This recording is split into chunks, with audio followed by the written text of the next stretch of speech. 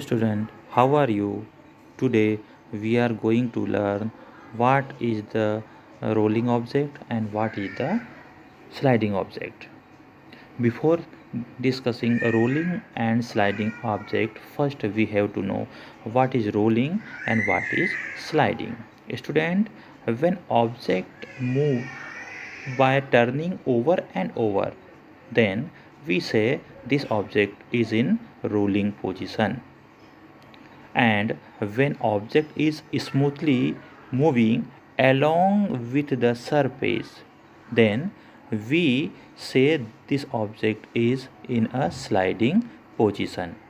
बच्चों, जब कोई भी ऑब्जेक्ट मूव करता है और वो उलट पलट कर मूव करता है, घूम घूम कर मूव करता है, तो ऐसी स्थिति में हम इसे रोलिंग प्रोसेस कहेंगे और हम कहेंगे कि ये जो ऑब्जेक्ट है वो रोलिंग प्रोसेस से मूव हो रहा है।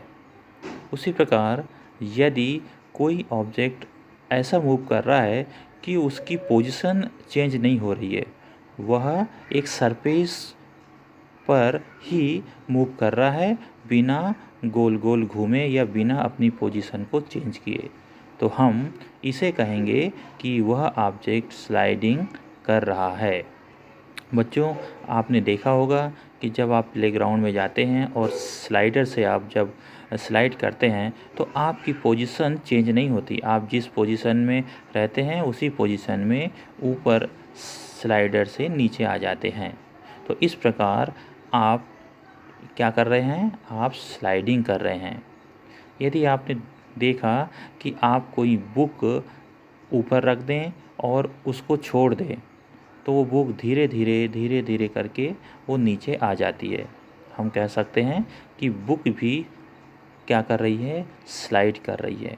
उसी प्रकार आप अपना बैग भी, अपना शार्पनर भी और भी बहुत सारी चीज़ें ऊपर से छोड़ें और नीचे यदि वो स्लाइड करते हुए आ जाती है तो हम उसे कहते हैं कि ऑब्जेक्ट क्या कर रहा है? स्लाइड कर रहा है।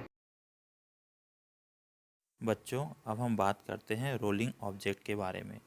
तो रोलिंग ऑब्जेक्ट कौन कौन से हो सकते हैं?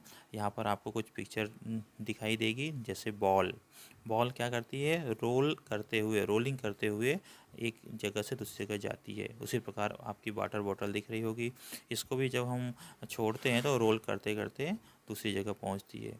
यहाँ पर एक टायर दिखाई दे रहा है, इसको भी जब हम छोड़ेंगे तो वो रोल करते करते स्थान चेंज कर सकता है।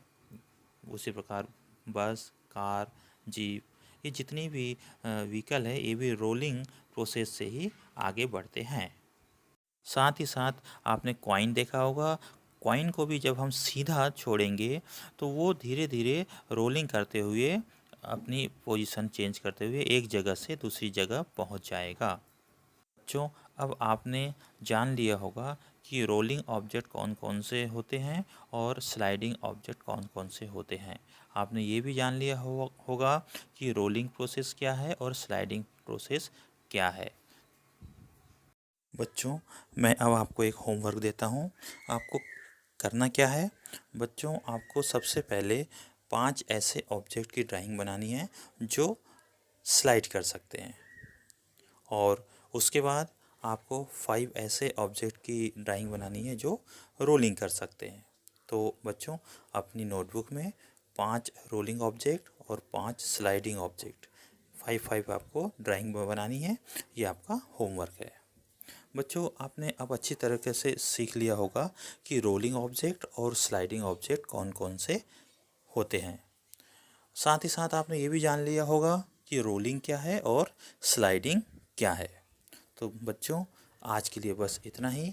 मैं अपने अगले वीडियो में कुछ अगली चीज़ लेकर आऊँगा। तब तक के लिए आप अपना होमवर्क कीजिए और घर पर सेफ रहिए।